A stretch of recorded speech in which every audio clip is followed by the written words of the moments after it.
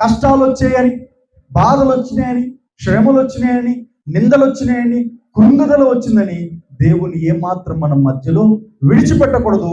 చివరి దాకా మనము ఈ లోక యాత్రను విడిచిపెట్టేంత వరకు దేవుని మనం కలిగి ఉండడమే ఇంకా గొప్ప ఆశీర్వాదం. పరిశుద్ధ గ్రంథంలో మనకి యోసేపు కనబడతాడండి. ఆ యోసేపు దేవుని ఎంత గట్టిగా పట్టుకున్నాడో తెలుసా అండి? ఒక్కసారి ఒక సందర్భాన్ని మనం చూద్దాం. ఆది కాండము 37వ అధ్యాయము 23వ వచనం. ఆది కాండము 37వ అధ్యాయము 23వ వచనాన్ని ఒకసారి మనం చదువుకుందాం. యోసేపు తన సహోదరుల యొద్దకు వచ్చినప్పుడు వారు యోసేపు అంగీని అతడు తొడుకొని ఉండిన ఆ విచిత్రమైన నిలువుటంగిని తీసివేసి అతని పట్టుకొని ఆ గుంటలో పడద్రోసిరి. ఆ గుంట ఒట్టిది, అందులో నీళ్లు లేవు. చాలా యోసేపును మనం చూస్తా ఉన్నాం. ఇక్కడ యోసేపు తన అన్నయ్యల దగ్గరికి వెళ్ళి క్షేమ సమాచారము కనుగొనాలని తన నాన్నగారు పంపించిన ఆహార వస్తువులన్నీ కూడా తీసుకొని అన్నయ్యల దగ్గరికి వెళ్తే, ఈ అన్నయ్యలు యోసేపును దూరం నుండి చూసి గుర్తుపట్టి, రే కలలు కనేవాడు వస్తున్నాడు రా, ఈరోజు వీడి పని ఏదో ఒకటి చేద్దామని నిర్ణయించుకున్నారు. యోసేపు ఎప్పుడు కూడా, మీరు లోతుగా ధ్యానిస్తే, యోసేపు ఎప్పుడు కూడా దేవుని కలిగి ఉండేవాడు. దేవుడిచ్చిన దర్శనమును గట్టిగా పట్టుకునేవాడు. దేవుడిచ్చిన కలలను గట్టిగా నమ్మేవాడు. యోసేపుకు వచ్చిన కలలు ఎప్పుడు కూడా తండ్రితో అన్నయ్యలతో చెప్తూ ఉన్నప్పుడు అన్నయ్యలు కోపం వచ్చేదంట. ఏంట్రా, మేమందరం నీకు సాష్టాంగ పడతామా? మేమందరం నీకు సాగిల పడతామా? అంత గొప్పగా దేవుడిని ఆశీర్వదిస్తాడా? చూద్దామని చెప్పేసి యోసేపు మీద పగ పెట్టుకోవడం. తండ్రి యోసేపును బహుగా ప్రేమిస్తున్న కారణాన్ని బట్టి అన్నయ్యలందరూ కూడా యోసేపును ఏదో ఒక విధంగా చేయాలని పన్నాగం పన్నుతా ఉన్నారు. ఒకరోజు యోసేపు ఒంటరిగా అన్నయ్యల క్షేమ సమాచారం కనుగొనాలని తండ్రి పంపించిన ఆహార వస్తువులు తీసుకొచ్చినప్పుడు ఈ అన్నయ్యలందరూ ఏం చేశారో తెలుసు? రే, మన తమ్ముడు కలలు కనేవాడు వచ్చాడరా, ఒంటరిగా దొరికిపోయాడరా, ఈరోజు వీడి పని ఏదో ఒకటి చేద్దామని చెప్పేసి అన్నయ్యలందరూ కలిసి అంటే నిర్దాక్షిణంగా ఏ కారణం లేకుండా సొంత తమ్ముడిని పట్టుకొని లోతైన గుంటలో పడేశాడు. నీళ్లు లేని గుంటలో పడేశాడు. ఇప్పుడు యోసేపు గుంటలో పడిపోయాడు. ఆ గుంటలో పడిపోయిన తర్వాత యోసేపు స్థానంలో నాలాంటి వాడు ఉంటే దేవుని బహుశా ప్రశ్నించేవాడు, దేవా నువ్వు నాకు కలలు ఇచ్చింది ఈ గోతిలో పడడేయడానిక? నన్ను బహుగా అన్నయ్యలందరికన్నా బహుగా ఆశీర్వదిస్తానని కళ్ళు ఇచ్చావు కదా, నా పని ముందు అన్ని పనులు సాష్టాంగ పడతానని కళ్ళు ఇచ్చావు కదా, అందరూ నాకు సాష్టాంగ పడేటట్టుగా నేను దీవిస్తానన్నావు కదా, ఈ గోతిలో పడేయడానికే నా ప్రభువా ఆ కళలు ఇచ్చిందని నాలాంటి వారు దేవుణ్ణి ప్రశ్నించేవారుగా ఉంటారేమో. కానీ యోసేపు అండి, ఆ గోతిలో పడినప్పుడు చుట్టూ ఏమీ లేని పరిస్థితి, ఇంకా గోతిలో నుండి పైకి వచ్చే పరిస్థితి కూడా లేదు. ఇంకా యోసేపు దేవుణ్ణి దూషించలేదు, దేవుణ్ణి ప్రశ్నించలేదు, కానీ తనకు తాను భుజము తట్టుకొని ధైర్యపరుచుకున్నాడు. దేవునికి స్తోత్రం, హల్లెలూయా. కొన్ని సందర్భాల్లో మనల్ని పైకి లేవనెత్తేవారు ఎవరు కూడా ఉండరు.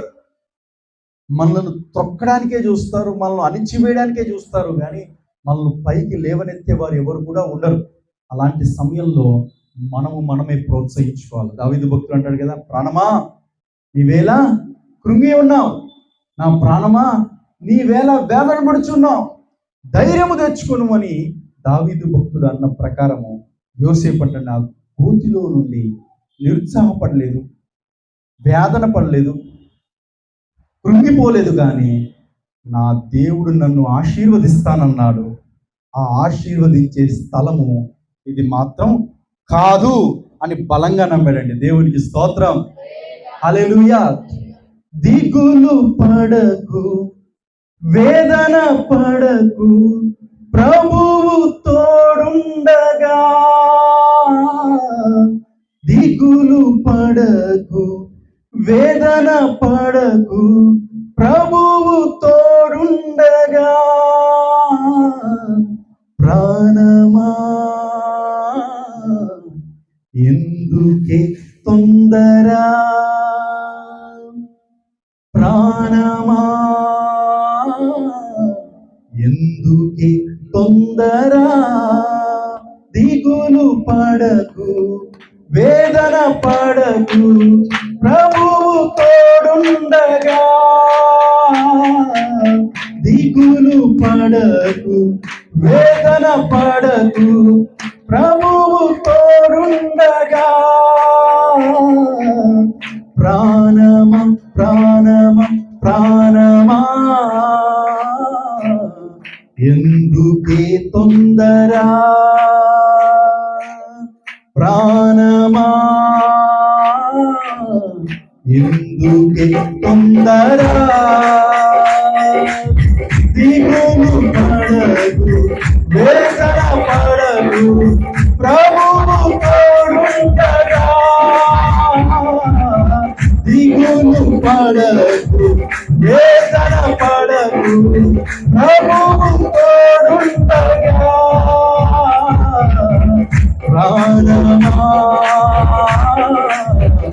ఎందుకు తొందర, ప్రాణమా ఎందుకే తొందర, నిన్ను పిలచిన ప్రభువు నీ తోడే ఉండగా. దిగుల ప్రాణమా నిన్ను పిలచిన ప్రభువు నీ తోడే ఉండగా. భయమేల ప్రాణమా కృంగిన సమయాన నిన్ను లేవనెత్తి, కృంగిన సమయాన నిన్ను లేవనెత్తి ఆదరించు ప్రాణమా, ఆదరించు యేసువే ప్రాణమా. ఎందుకే తొందర, ప్రాణమా ఎందుకే తొందర, దిగులు పడకు వేదన పడకు, ప్రభువు తోడుండగా. దిగులు పడకు వేదన పడకు, ప్రభువు తోడుండగా. ప్రాణమా ప్రాణమా ప్రాణమా ఎందుకే తొందర, ప్రాణమా ఎందుకే తొందర, దిగులు పడకు వేదన పడకు, ప్రభువు తోడుండగా. దిగులు పడకు వేదన పడకు, ప్రభువు తోడుండగా. ప్రాణమా ఎందుకే తొందర, ప్రాణమా ఎందుకే తొందర. దేవునికి స్తోత్రం. బహుశా యోసేపు ఈ పాట పాడొచ్చాను. దిగులు పడకో భయపడకో, ఎందుకు తొందర, నిన్ను ఆశీర్వదించే స్థలం మాత్రం ఇది కాదు, నిన్ను ఆశీర్వదించే స్థలం మరొకటి ఉంది.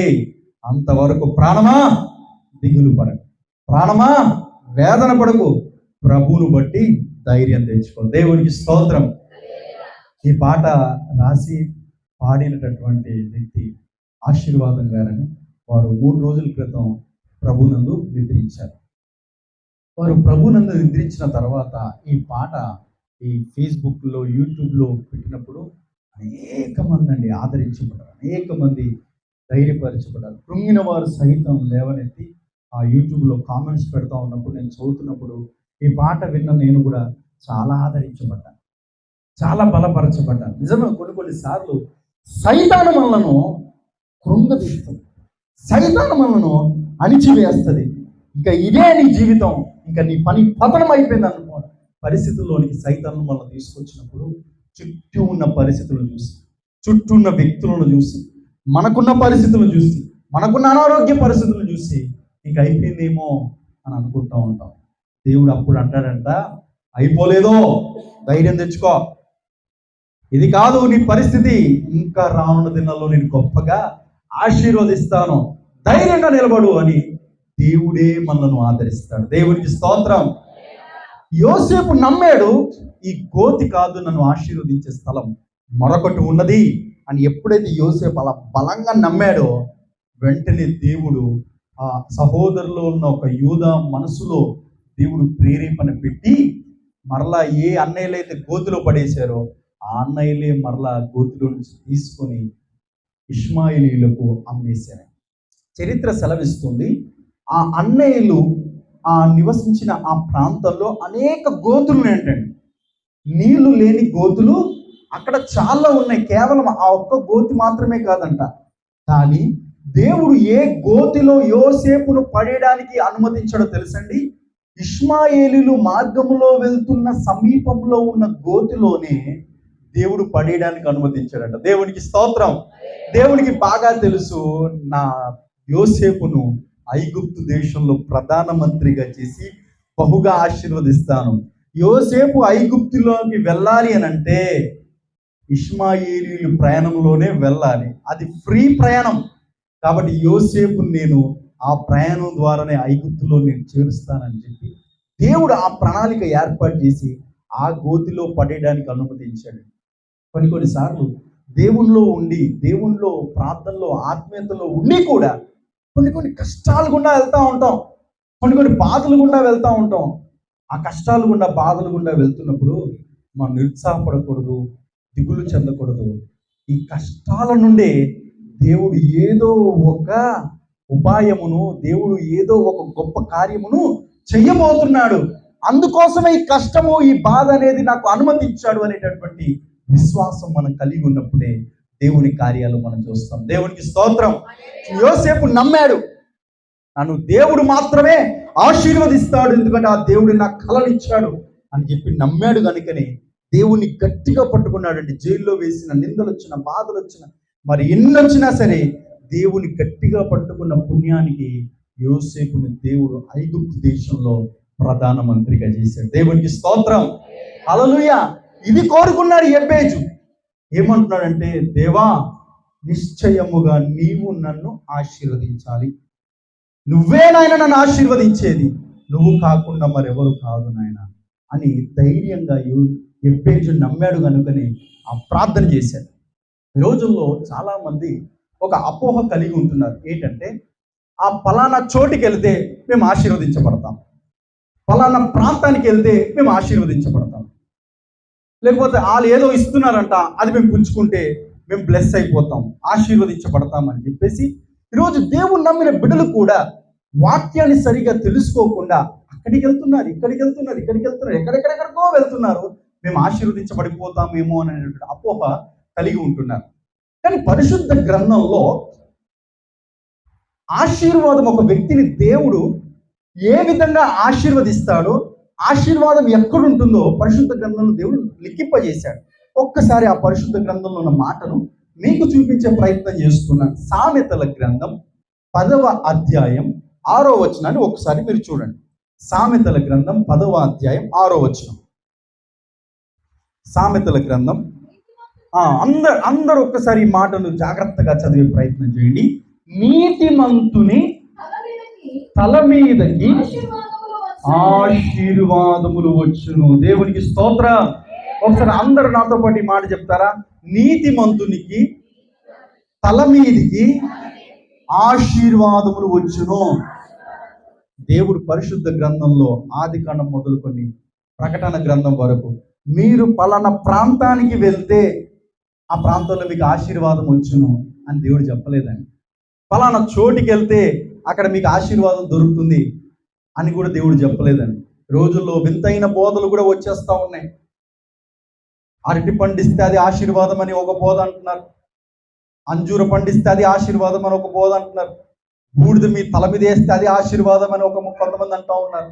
కొంతమంది నూనె డబ్బంతా మీ తల మీద వేస్తే అది ఆశీర్వాదం అని కొన్ని బోధలు అంటూ ఉన్నారు. కానీ బైబిల్ని మనం జాగ్రత్తగా పాటించి వాక్యాన్ని లోతుగా ధ్యానిస్తే దేవుడు ఏం చెప్తున్నాడు అంటే, నీతిమంతుని తల మీదకి ఆశీర్వాదం వచ్చింది. దేవునికి స్తోత్రం. బ్లెస్సింగ్ అనేది ఒక నేషన్లో లేదండి, ఒక ప్రాంతంలో లేదండి, ఆశీర్వాదం ఒక చోట్ల లేదండి. నువ్వు ఎక్కడ నివసిస్తున్నావో అక్కడ దేవుని యందు భయభక్తులు కలిగి నీతిగా, యథార్థంగా, పరిశుద్ధంగా జీవించే ప్రయత్నం చేసి చూడు. నువ్వెక్కడుంటే అక్కడ నీ తల మీదకి దేవుడు ఆశీర్వాదం తీసుకొస్తాడు. దేవునికి స్తోత్రం. 23వ కీర్తనలో కూడా దావీదు భక్తుడు ఏమంటాడంటే, కృపాక్షేమములే నా వెంట వచ్చును. పరిశుద్ధ గ్రంథంలో భక్తులు ఎవరు కూడా ఆశీర్వాదాల కోసం పరిగెత్తలేదండి, స్వస్థతల కోసం పరిగెత్తలేదండి, ఆశ్చర్య కార్యాల కోసం పరిగెత్తలేదండి. వారు నీతిగా, యథార్థంగా, పరిశుద్ధంగా జీవించడానికి కోసం వారి జీవితాలను తీర్మానం తీసుకున్నారు. కనుకనే ఆశీర్వాదాలు వారి వెంట పరిగెట్టేట్టుగా దేవుడు చేశాడు. దేవునికి స్తోత్రం. దేవుడు చెప్తున్నాడు, మీరు ఆశీర్వాదమునకు వారసులు అని దేవుడు చెప్తున్నాడు. ఆశీర్వాదాల కోసం మనం పరిగెత్తడం కాదండి, మనం నీతిగా, యథార్థంగా, పరిశుద్ధంగా జీవిస్తే ఆశీర్వాదాలే మన వెంట వచ్చేటట్లుగా ఆ దేవుడు చేయగలడండి. ఇదండి అసలైన ఆశీర్వాదం. నీతిమంతుని తల మీదికి ఆశీర్వాదం వచ్చునని బైబిల్ సెలవిస్తుంది. అయితే ఆశీర్వాదం ఎలా ఉంటుందో తెలుసా? అదే సామెతల గ్రంథం 10వ అధ్యాయం 22వ వచనం, క్షమించండి. యెహోవా ఆశీర్వాదము ఐశ్వర్యమిచ్చును, నరుల కష్టము చేత ఆశీర్వాదం ఎక్కువ కాదు. దేవునికి స్తోత్రం.